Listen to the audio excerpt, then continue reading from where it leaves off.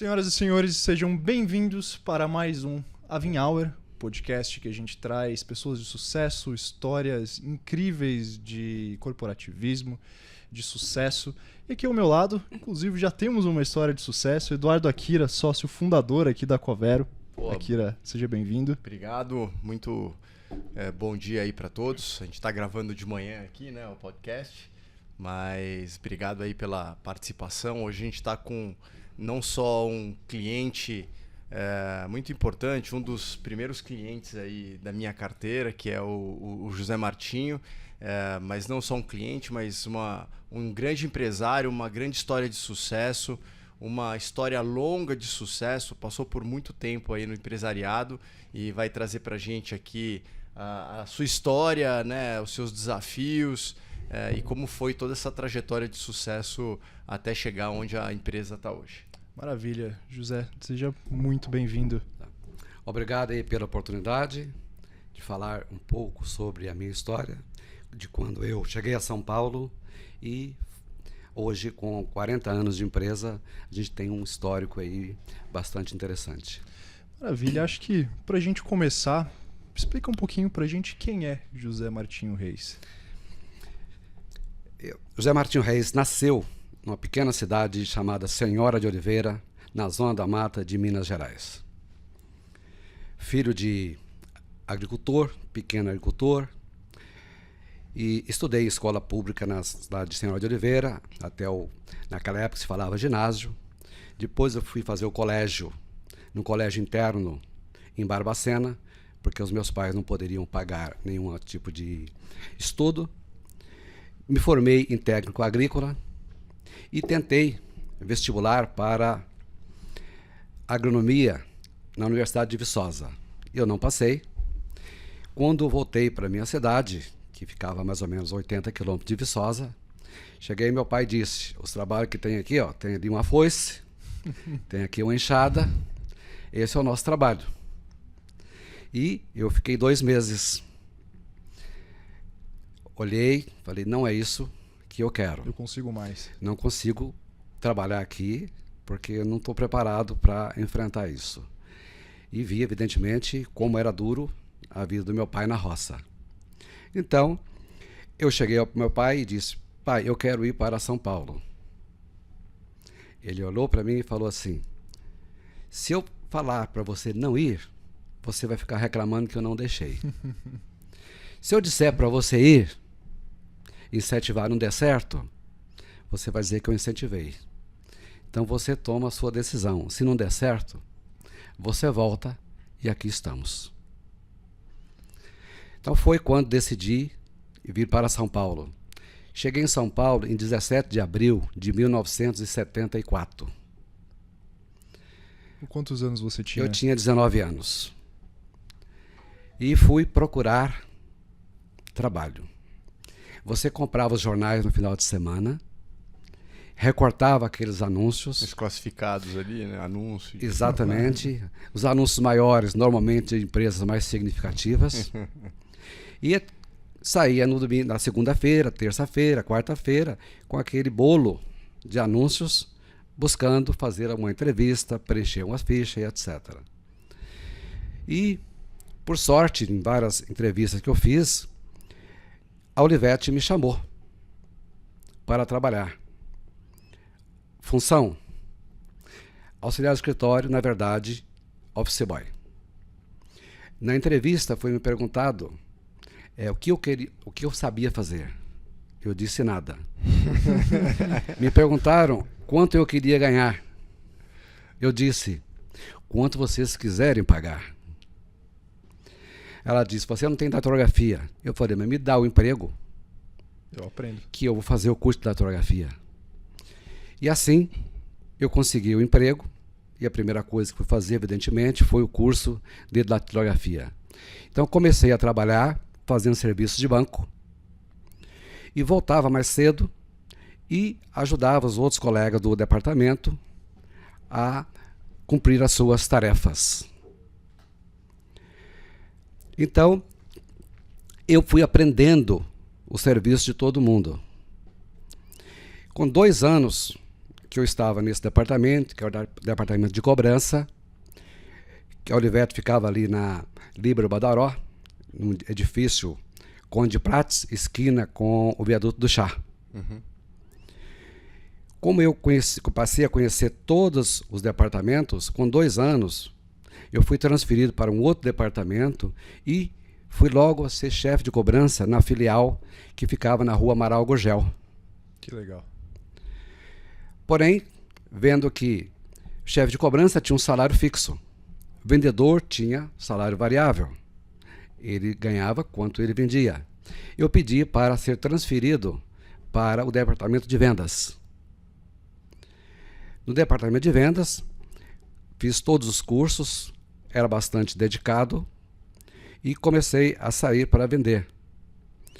Fiz regiões, a primeira região que a Olivetti me deu para trabalhar foi o Brás, a zona cerealista, uma zona bem difícil de trabalhar, mas eu me adaptei bem. Qual que era o produto que a Olivetti vendia? Vendia máquina de escrever e calculadora e telex. Calculadora, na época, estava a transição das máquinas mecânicas para as eletrônicas. Porque até então não tinha máquina eletrônica para fazer divisão. As máquinas daquela época não se fazia. Ela dividia, por exemplo, 10 por 3, 10 por 3, 3, resto 1. Logo em seguida vieram as máquinas de calcular eletrônica. Aí eu fui evoluindo na Olivetti, depois vim trabalhar na região da Paulista, região da Raposo Tavares, várias regiões, e depois eu fui assumir uma supervisão na filial do Tatuapé. Quando chegou em 1983, a Olivetti decidiu que ia mudar a forma de venda direta e usar a rede de revendas, naquela época se chamava concessionários. E foi nos oferecido a região de Guarulhos, se nós quiséssemos abrir uma empresa e atuar em Guarulhos.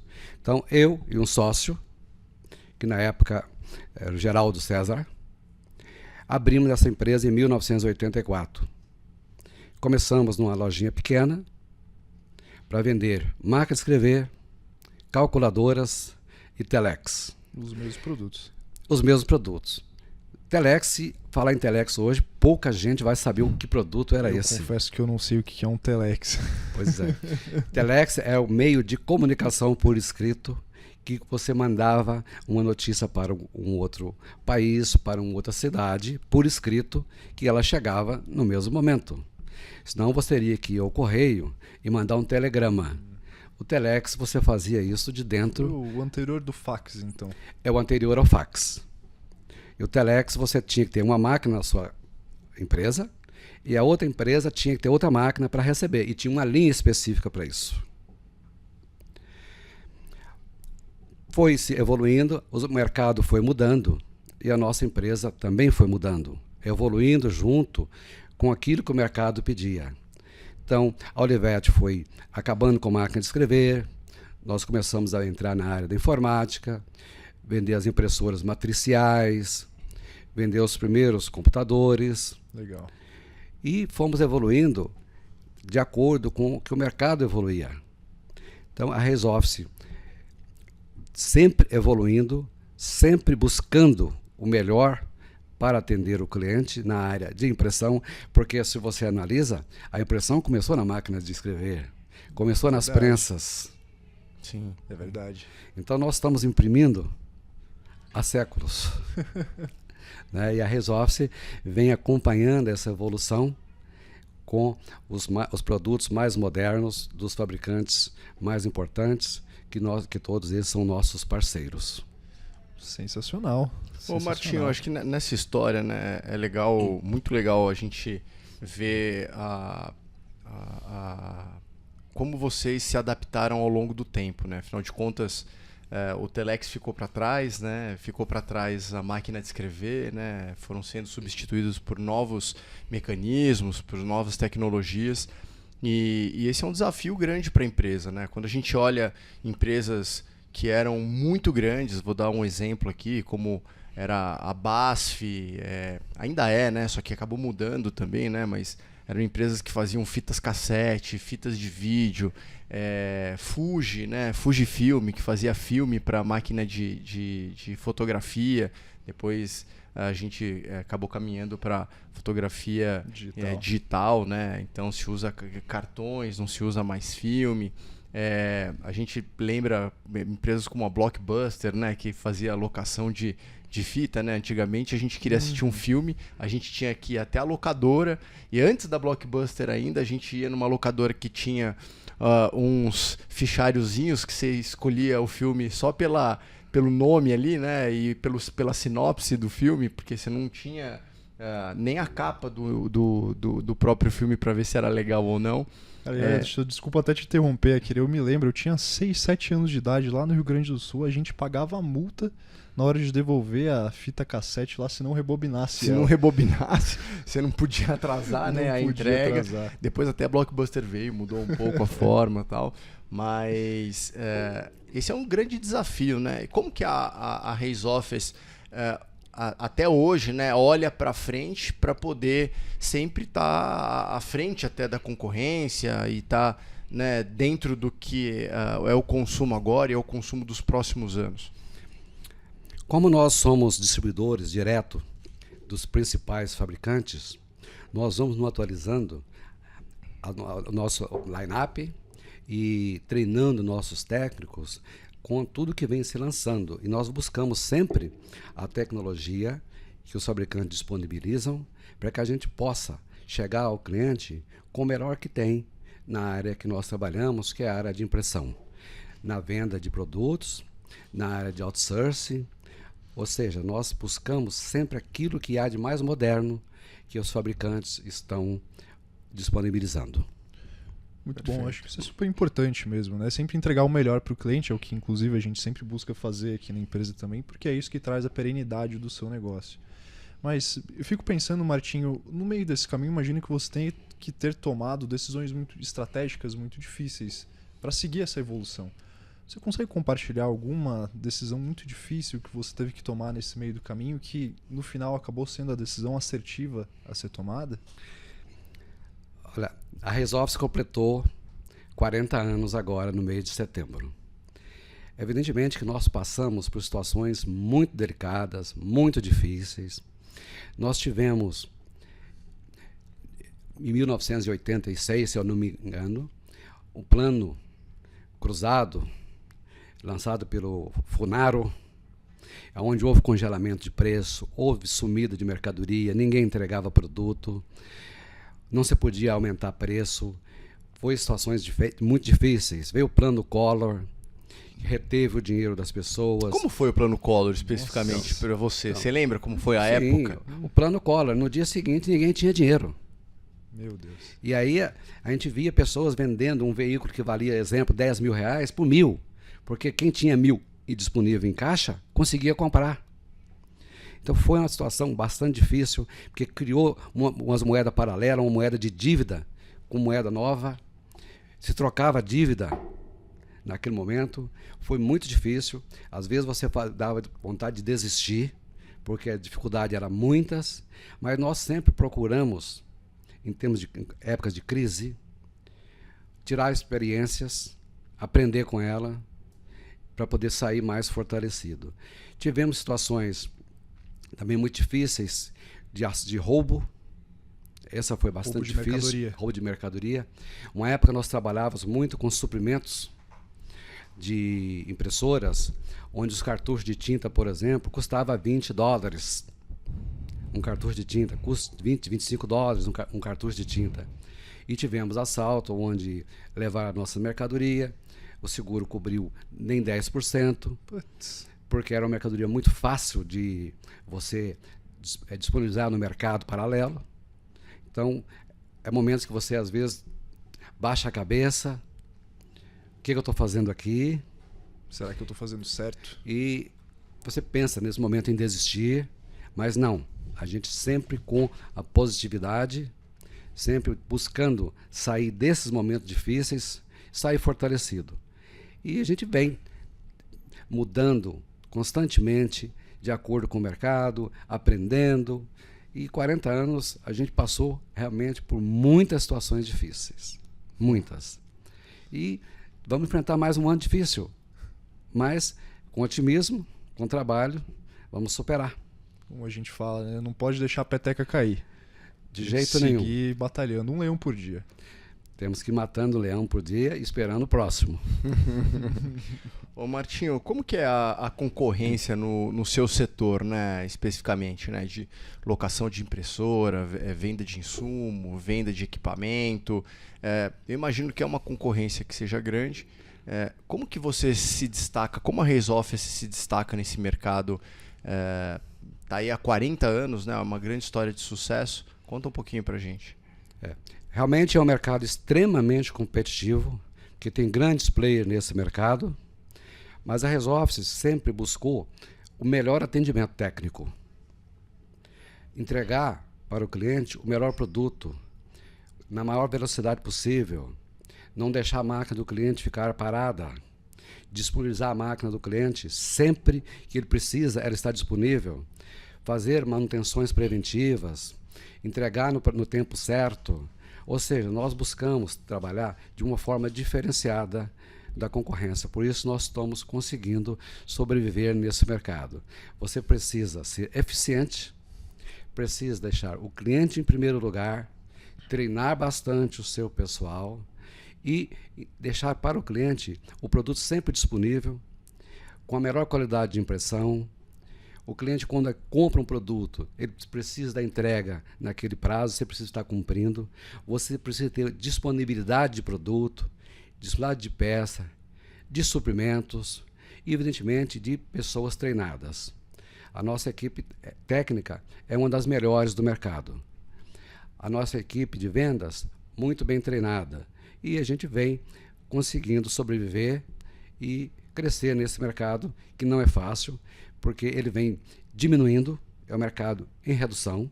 O mercado de impressão preto e branco, que nós chamamos de PB, é um mercado que não cresce mais. Ele está estabilizado e, às vezes, até reduzindo. O mercado de cor é um mercado que cresce. Vem um outro mercado novo, que é as marcas de impressão em tecido. Então, nós vamos aprendendo de acordo com aquilo que o mercado vem apresentando para nós. Então, as tecnologias também vão mudando e temos que estar sempre atento a tudo isso. Acho que é essa capacidade de reinvenção que é muito importante, né? A gente estava falando agora há pouco, né, sobre equipamentos, produtos que acabaram ficando obsoletos ao longo do tempo, né? E aí a gente vê também uma corrida grande nesse negócio de ESG, de diminuir a quantidade de papel, impressão, né? Com relação a meio ambiente.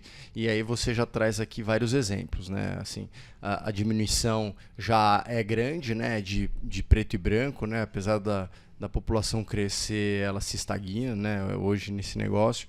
A de colorida ainda continua, né? Imagino eu que para foto e para outras coisas também ainda ela deve ser um pouco relevante. Agora, aí que vem as coisas novas, né? A gente acaba não pensando, pô, impressão tem impressão em tecido também, deve ter impressão em várias outras coisas, que é a forma como vocês vão evoluindo e inovando, né? Tem impressão em tecido, impressão em madeira, impressão em cerâmica. Tem uma série de coisas novas que vai chegando. Eu estive na feira que esteve agora na Alemanha, que é uma feira que tem de 4 em 4 anos, legal. E você vê a quantidade de produtos novos que estão vindo por aí, com mercados novos. E nós temos que estar aprendendo para poder oferecer para o cliente aquilo que tem de mais moderno em tecnologia, onde ele possa ser bem atendido e com a qualidade sempre que a gente buscou. Fabrício, hoje, dentro da Reis Office, dentro dos segmentos de impressão, qual que traz o maior faturamento para a empresa? Ainda é o preto e branco? Ou já está migrando um pouco mais para o colorido, para o tecido, madeira? Não, ainda o preto e branco é o maior volume de impressão.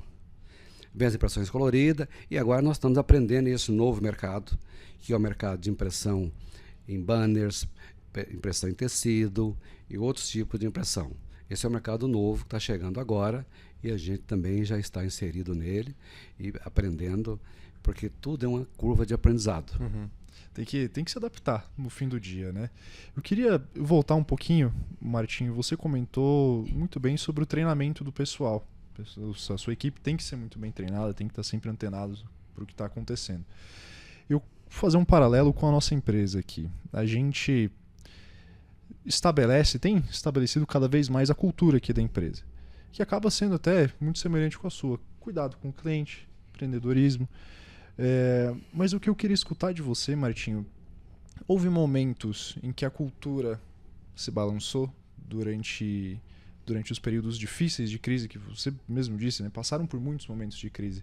Como que eu queria entender um pouco mais essa relação do seu pessoal, a sua passagem de informações para o seu time, como que eles lidavam com isso. Eu queria escutar um pouco da cultura da sua empresa.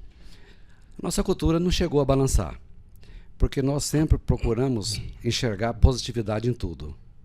Então, mesmo na pandemia, onde todo mundo recolheu os funcionários para trabalhar em home, eu fui na empresa todos os dias. Porque eu tinha que mostrar que estava firme, onde naquele momento a maioria dos nossos funcionários achavam que iam ser demitidos.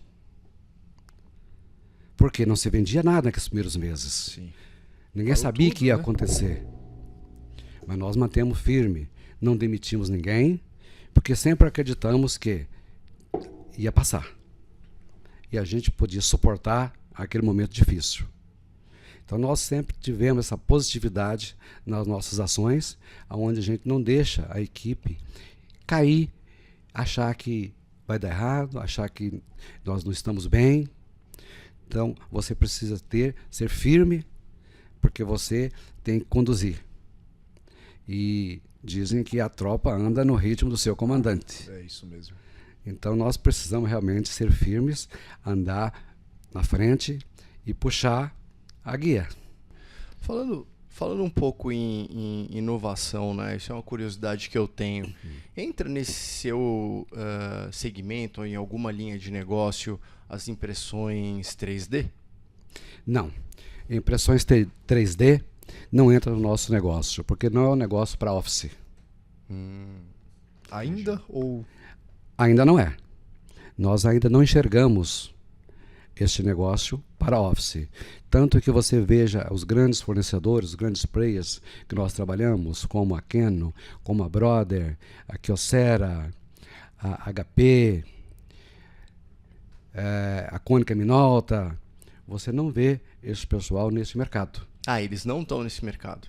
Por enquanto, não estão nesse mercado, para office ainda não. Então, se eles não estão trazendo isso, nós também não estamos enxergando essa possibilidade de ser um negócio nosso. Maravilha. Porém, a gente não pode falar daqui a 2 anos, 3 anos. Ok, se mudar, nós estaremos aptos a aprender. Mas dentro desse mundo que, poxa, inteligência artificial cada vez mais em voga, a gente já comentou sobre isso em outros podcasts, desenvolvimento tecnológico lá em cima.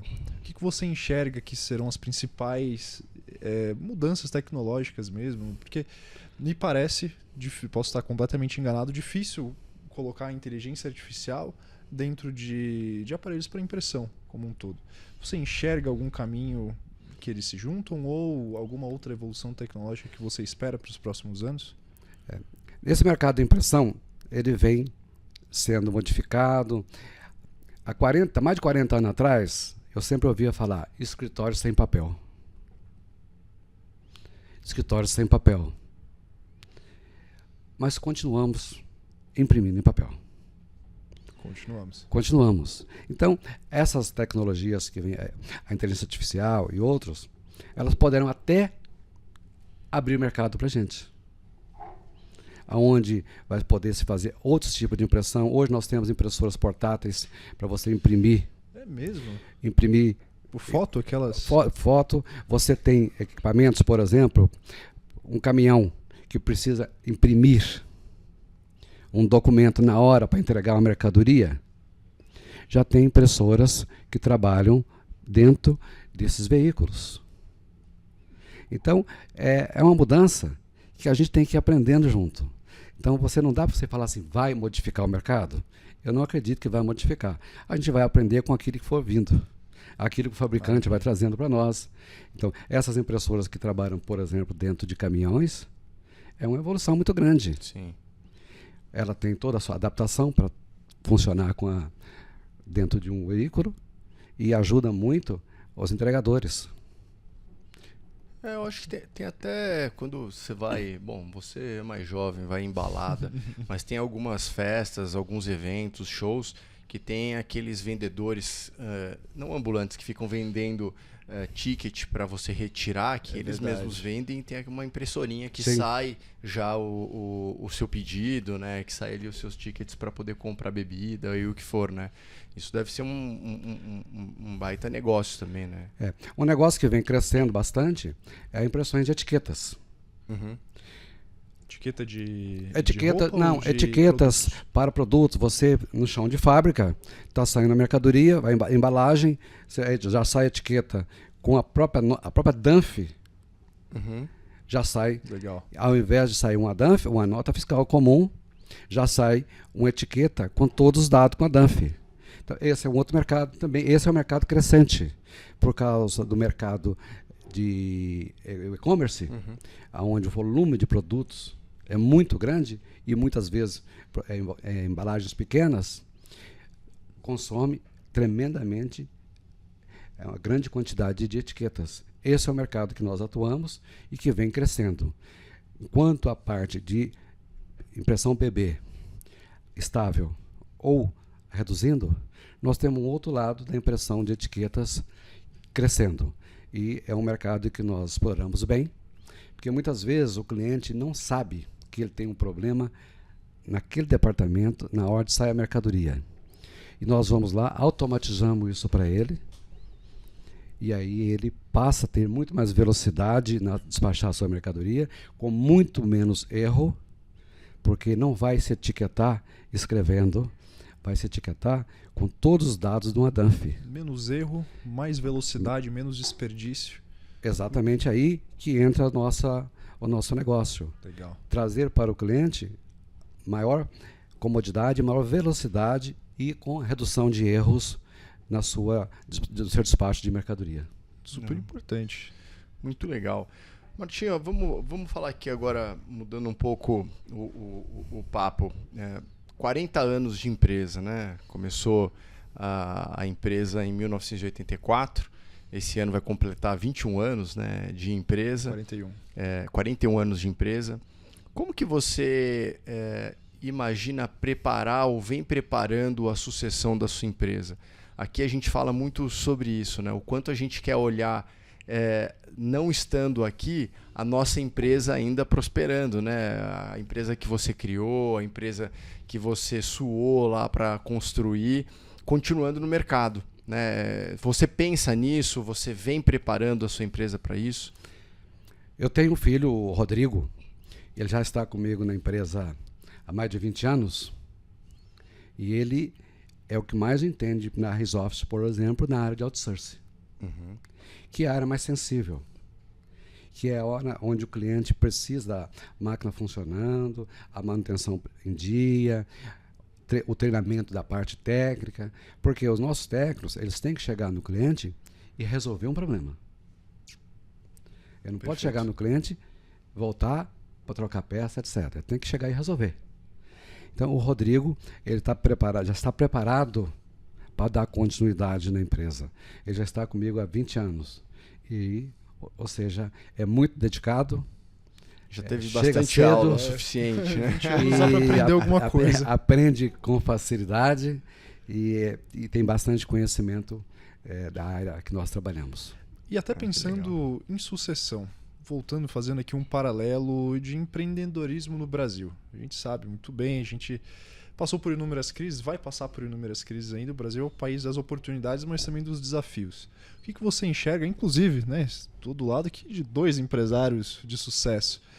O que você enxerga, e você também, Akira, que são os maiores desafios de empreender aqui no Brasil? Os maiores desafios que nós temos aqui no Brasil são, primeiro, a nossa a quantidade enorme de impostos que nós temos. Segunda coisa, você não espera que o governo te ajude. Sempre o governo entra para nos atrapalhar. Então, os nossos desafios são as burocracias, a carga tributária, um governo que não ajuda. E, evidentemente, hoje também nós enfrentamos um outro problema, que é a falta de mão de obra especializada. Eu acredito que vocês também aqui enfrentam essa carência de mão de obra. Então, tem um monte de gente desempregado, mas não tem desempregado preparado para assumir um bom trabalho com a qualidade que você precisa. Então, os nossos desafios são realmente a quantidade de tributos. As crises, evidentemente, sempre tem, né? Hoje nós temos a falta de mão de obra, mas empreender é ter coragem. Empreender é ter coragem. É matar um leão por dia e esperar já o próximo que está vindo, né? Como você bem disse. Exatamente.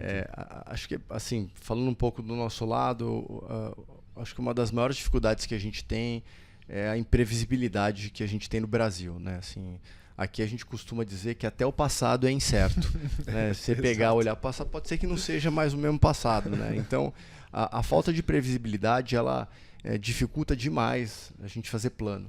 Porque você faz um plano, no final do dia você já está tendo que revisar o seu plano antes de ter colocado ele em prática, porque já mudaram várias coisas. Sem contar aqui que a gente tem uma grande segurança jurídica, né? Tudo muda o tempo todo.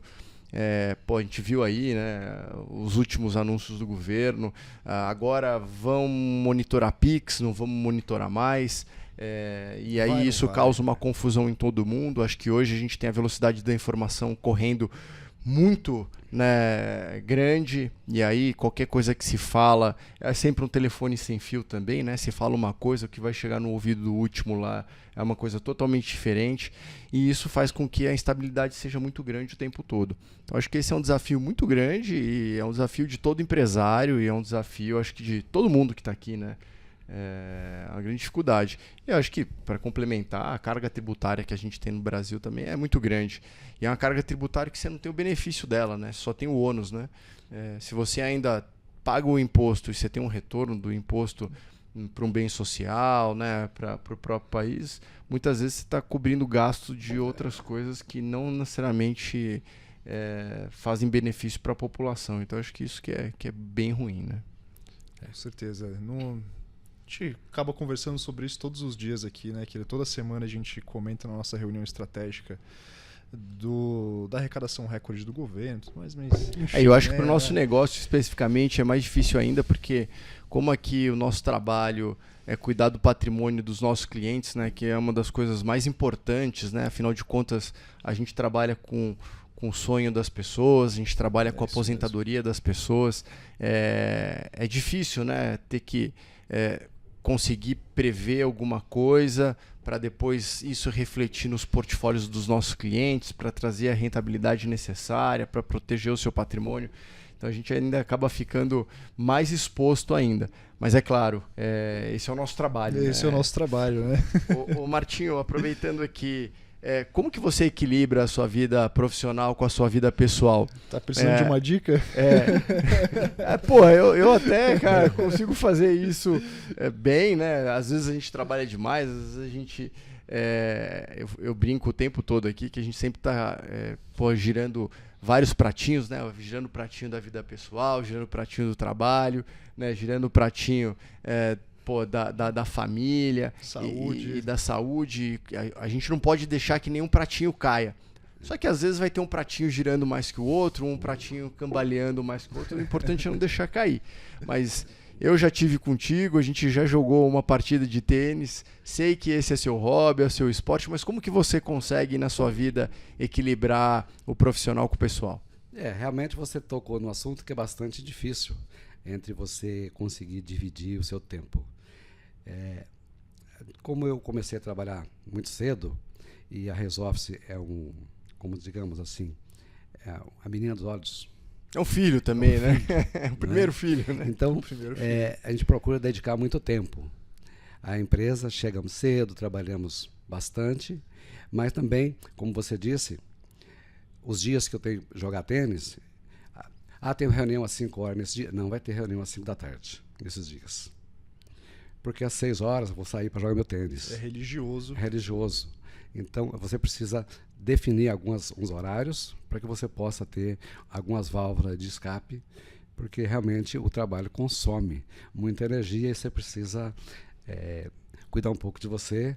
Evidentemente, precisa sempre cuidar da saúde também, né? Mas não é nada tão fácil assim, porque muitas vezes a urgência de um trabalho, a urgência de um cliente, a urgência de faz você quebrar essa rotina. Mas não é fácil.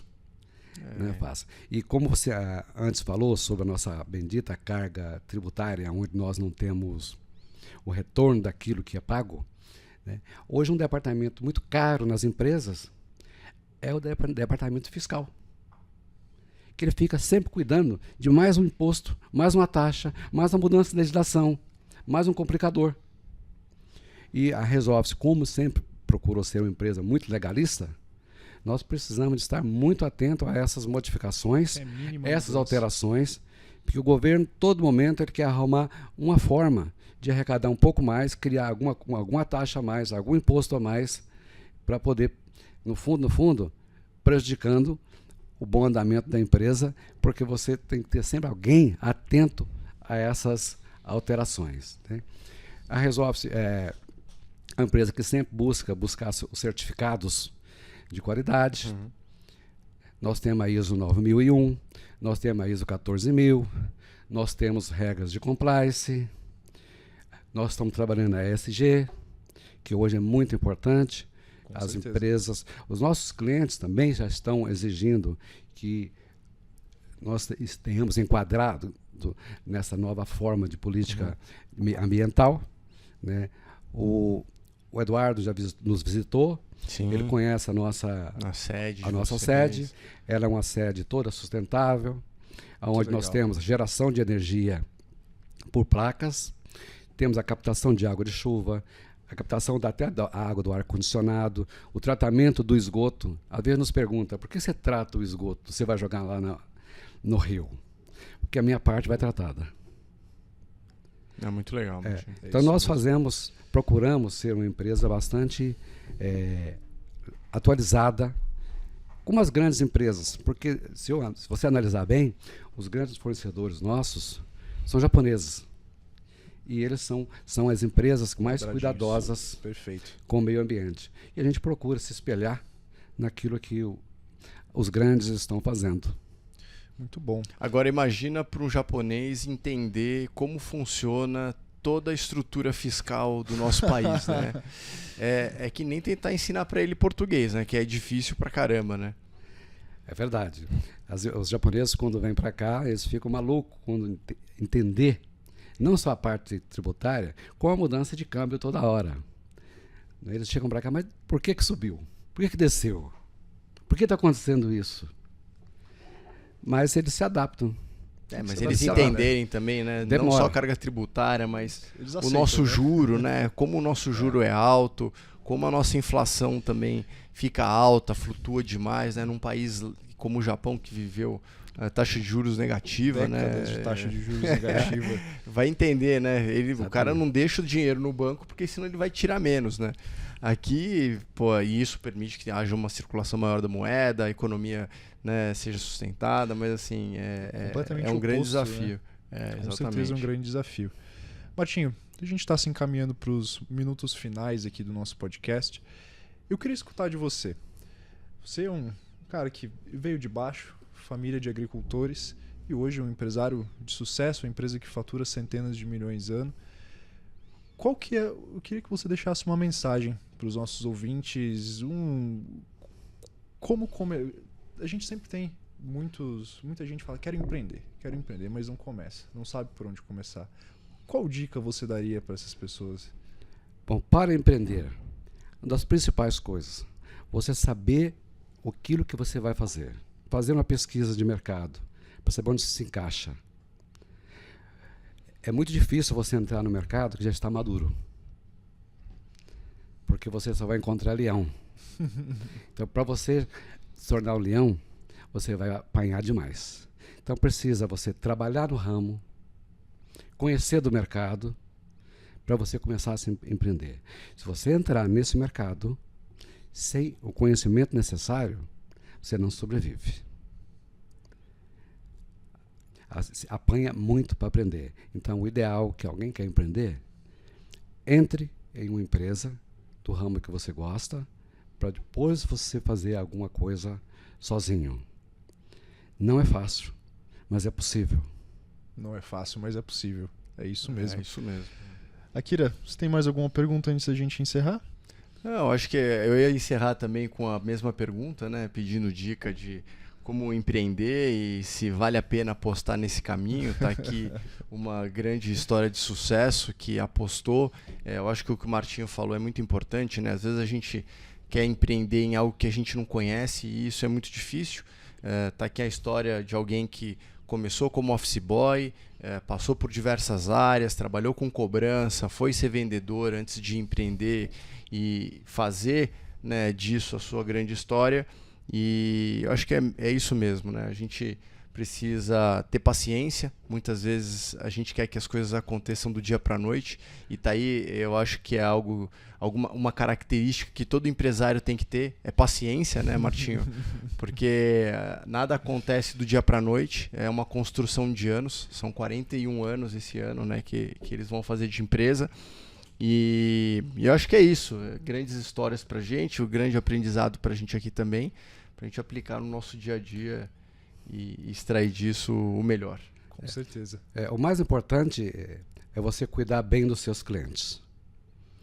O cliente é a razão da nossa empresa.